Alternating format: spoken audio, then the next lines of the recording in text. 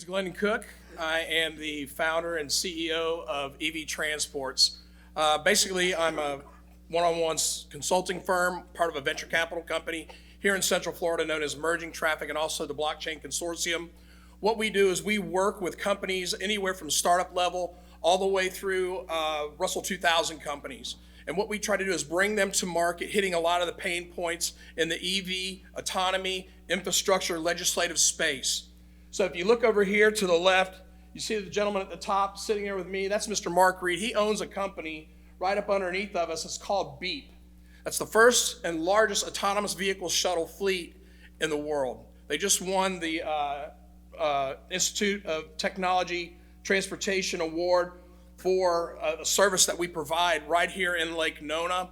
And we transport people autonomously throughout the city of Lake Nona. We call Lake Nona our living lab, because we get a chance to experiment and try things that most cities in the world can't do, okay? So if you notice on both sides of that Beep vehicle there's some regular looking vehicles. There's a couple Teslas there, and there's also a Lincoln. Those vehicles are anywhere from level 2 to level 4 autonomy here in the state of Florida. Bottom right corner, that's a part of the old study that I was with the National Limousine Association Board of Directors at the time. The young lady with me, that's my wife. What we did is we brought legislation into the National Limousine Association and helped them to win grant monies to be able to move their legislative efforts forward up in DC. And we're not moving. How about? Which one? He just moved. There you go. Oh, There we go. There we go. That one. Perfect. All right. So, EVTransports, we've also started working with some other international companies now. Mobility Insights is out of Tel Aviv, Haifa, Israel. They basically are a simulation and training company to collect data. So part of my background is being a scientist. Don't I look like a scientist? I'm doing developmental research for safety, for electrification, autonomy, infrastructure, legislative stuff throughout the state, also throughout our nation, as also now working with international companies to bring them here to our Central Florida area. Mobility Insights happens to be a simulation and training company for the Intelligent Mobility Center that we're bringing to Lake Nona into our 5G lab. So it's going to be real-time data that they're going to be working with our infrastructure, our legislators, our real-time electric autonomous infrastructure to be able to collect that data and give that out to our state, our municipalities, our governance over the area to allow them to make smarter decisions with the capital that we're going to be bringing in from the IRA bill. Also from a program like Kurt's going to be working with. It's going to be called Moving Florida Forward. It's a $7 billion appropriation that we're going to be getting here to our state. So before we start making decisions with our capital, we're going to be able to utilize this software from Mobility Insight, who also was the creator of Waze. These guys are the guys that created Waze, sold it to Google 20 plus years ago, and we're going to utilize this new Mobility Insight software to simulate human behavior, road patterns. If there's an event in an area where there's a crash, how do you restructure how your city moves and breathes through our mobility solutions? So we're going to be able to do that with Mobility Insight. Some of my background, we actually started EVTransports years ago with this little bitty company called Tesla. And what we would do is we would get people in these vehicles and we would move them throughout our city, through our conferences. We would move them for our theme parks, in and out of the airport. And what we did is we took data from all this. We did over 4,000 trips back when basically electrification and autonomy wasn't cool yet. It wasn't anything that people were talking about. So we collected all this data into our university system, and we even worked with Give Kids the World. That little gentleman down at the bottom right there was actually at the Arnold Palmer medical facility years ago, and that's his dad. Right, he's a doctor out of Israel, and that's their nurse. EVTransports basically decided that we were going to work on the world's transition through electrification and autonomy and getting people more organized and more educated in the space so they would become more comfortable with utilizing electric vehicles. So they would learn how to ride inside a partially autonomous vehicle before they made that jump into a level 4, level 5 autonomous vehicle. On the right, you see there's an iceberg there. That's part of our venture capital company. Most people think about cryptocurrencies and blockchain, that it has to deal with Bitcoin or it has to deal with Ethereum. Well, actually what blockchain does is it does all those things up underneath that iceberg. That's what we deal with blockchain. It is a secure type of transaction that we can be able to monitor and be able to look at all things that have to do with the Internet of Things, medical, education, transportation, cybersecurity, and finance. And it's a trusted contract. That's what blockchain is. And because we are part of that venture capital community, we can utilize blockchain to support other businesses within our community. Dr. David Metcalf here on the right, he's part of my mentorship program at the University of Central Florida. He's also former NASA. He's part of our blockchain consortium as well as Merging Traffic. As you can see over here on the left, Merging Traffic and the Blockchain Ventures Corporation, those are all the companies that are in our portfolio that we currently work with right now throughout the state of Florida, internationally, as well as right here locally, some of those companies. This is part of the process that we do at the University of Central Florida. It's called the I-Corps program. I-Corps basically works with different types of level businesses that are startups, and we bring them to fruition throughout our incubators. If you notice right here, you got a picture of me standing in front of our life sciences incubator. That is actually over there in Lake Nona in the Guidewell building. So that's mainly my corporate office. Down here at the bottom left, you see this company right there. It's called Arcimoto. Arcimoto was one of the very first three-wheel electric vehicles to be able to build a platform at 2/3 less the cost and hit 85% of all mobility needs. So we brought them here to the state of Florida about 3 years ago during COVID to be able to study them, to be able to teach them, to teach us and us to teach them what the key pain points are for mobility. And we also found that we could take that platform that they developed in Eugene, Oregon, and we could blend it into autonomy and be able to reduce the cost of their manufacturing by 2/3. So we could hit 85% of all mobility needs, 2/3 less the cost of operation and manufacturing, and have it be totally sustainable. Zero fossil fuels, okay? Then down here at the bottom right corner, you can see that that's the College of Engineering out at UCF. They actually took that platform and made it part of our data study for the state of Florida. So we're working with Dr. Hassan, Dr. Adi's team on safety also, hence the shirt, Safe Rider. That is part of our trademark, and we are working on now reducing fatalities, working with our cities on reducing the size of how our roadway structures are developed, creating the cities of the future, okay? Right here, you see one of the vehicles right there in front of the fire station. We also have the Beep Shuttle for the Move Nona program. The one on the right is known as the Rapid Responder. The one on the left is known as the FUV. Both of those vehicles are supported by the University of Central Florida. And up on the right, you'll see the future is now, thanks to House Bill 1289. That's part of the legislative language that we worked on during COVID to bring the auto cycle to life. There was never language created in the state of Florida for a three-wheel electric vehicle. There was always the motorcycle and the car or the automobile. Now there's actually a language and a terminology. So basically Scott Randolph's office or our tax collector can make money off the registration. So the auto cycle bill now is a three-wheel electric vehicle that operates on 2 independent electric motors on the front and 1/3 wheel in the rear. What we did also strategically for this House bill is we worked with Senator Brandis, we worked with Representative Placencia, Fiona McFarland, David Santiago, and we created language for the vehicle of the future, the auto cycle of the future, for an autonomous auto cycle. So it will actually go from a manually manipulated vehicle, which is actually very fun to ride, solves the problem of last mile capabilities, also solves the problem of delivery services. So we wrote the language for the autonomous auto cycle bill 1289, passed the House and the Senate unanimously, signed by our governor into law 2021 in July.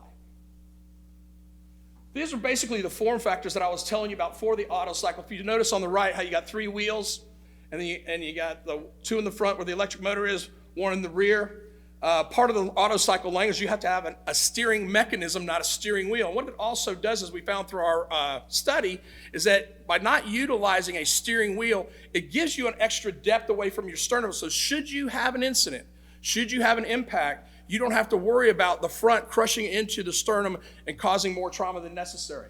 We also found that by building the base of the manufacturing process, kind of like a Ford chassis, you can stick whatever shell you want on top of it, and 90% of the manufacturing is that base. So 90% is the base, you stick the shell on the top, and it also helps you to cut the costs on the manufacturing process. If you notice on the right also, you have a lot more componentry in the manufacturing. On the bottom, we work with Sandy Monroe and Associates up in Detroit, Michigan, to be able to optimize the manufacturing process. Also cut down about 200 pounds worth of materials, which also cuts down on the manufacturing process to optimize the manufacturing. The very bottom left, we talked about the autonomous driving platform that has been built to be able to be driven either by drive-by-wire, and it's also ultra efficient. So as we were talking about earlier about the charging aspects of these vehicles, because they're ultra efficient, a normal Tesla probably gets about 120 miles per gallon equivalency to a normal automobile. These vehicles right here, because there's less mass, actually operate at about 175 miles per gallon efficiency level. And on top of that, instead of getting 22 miles per hour on a level 2 charger, these things can get 40 miles. Ultra efficient. So you decrease your rechargeability time, you increase your operability, and you decrease the componentry that has to be manufactured as well. Well, some of the other things that we've done, we've worked with UCF on creating new vertiports. Some people have heard about Lilium coming into town. The schematic on the left was actually something we worked with the airport on years and years ago before there ever was a thought of Lilium, of how we would create vertiports with electrification. And like we were talking about up on the panel up here, you got to give people something to do while you're recharging your vehicle, even if it's for 10 or 15 minutes. So these things that we talked about with the airport was, oh, we can bring in food trucks. We can have a doggy area for walking our dogs. The recharge area, we also have a hotel area. On the right, we work with OUC during the VW mitigation process. How do we spend that capital better? When we have to build these recharge hubs of the future, what is that going to look like? How do we optimize sustainability?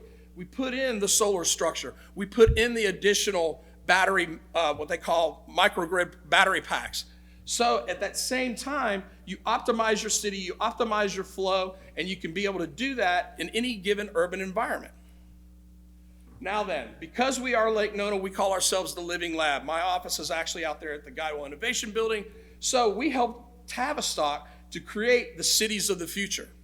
And it's not only Lake Nona. If you notice to the right over here, our game plan is not only to be to work on Lake Nona, but it's also going to be the Sunbridge area between Osceola and Orange County.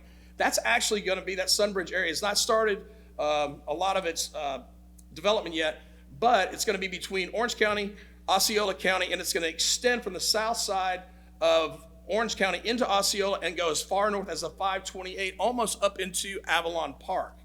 So we're going to be able to create from the ground up the cities of the future with the appropriate fiber optics, reduce the size of the infrastructure for the cities, making sure that we have the recharge hubs, even create some of the roads that we can have type of regenerative charging built into the roads.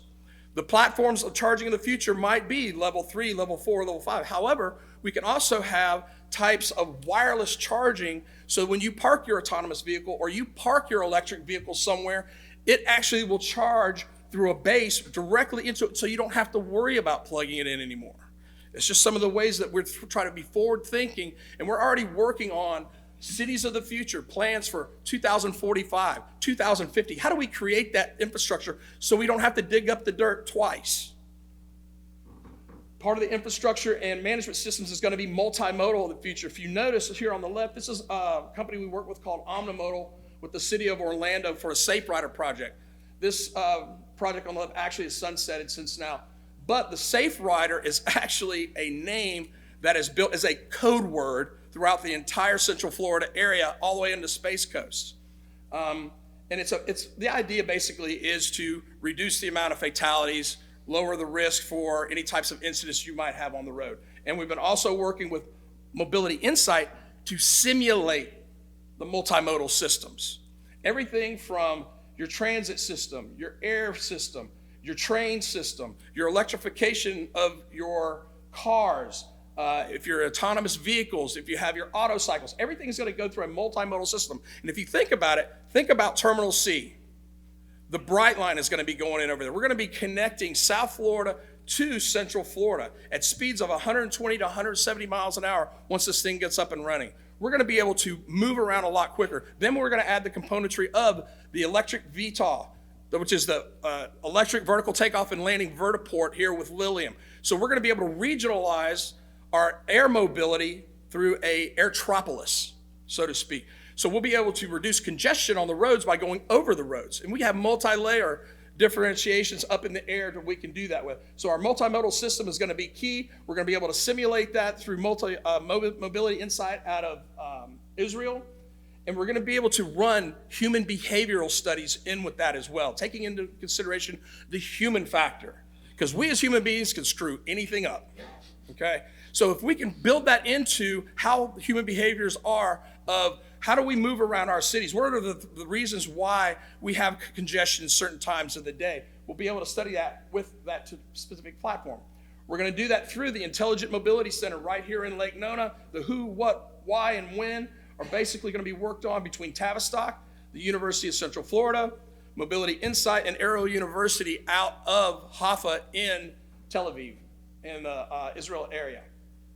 Mobility Insight, and we'll give that a click, is going to be the platform that we're going to utilize, and this is how we're going to do it through the framework of Tavistock, and we'll build it in Lake Nona. As you can see here, we're going to be doing it mainly with the University of Central Florida, Dr. Hassan, Dr. Adi, and their team to be able to bring the multimodal systems of Beep, Lilium, DNATA, Arcimoto, Brightline, the Sunrail, IOMO, Lynx. We're going to blend all of that together and be able to make a functional roadway and mobility system throughout Central Florida. And once we create it here, then those people fly into Terminal C, they come experience it in Lake Nona as they go to their theme parks, as they go to their conferences, and then kind of like Ephesus in the earlier days of the Christianity movement, people would come into the port and they leave out of the port. And wherever they go home to, they talk about the experience of the living lab. And our living lab is Tavistock, Lake Nona, and soon to be Sunbridge of the future. And if you're interested in learning more, hit the QR code. There's a little bit of data that you can put in there, and we will follow up with you. My name is Glenn Cook. Thank you so much.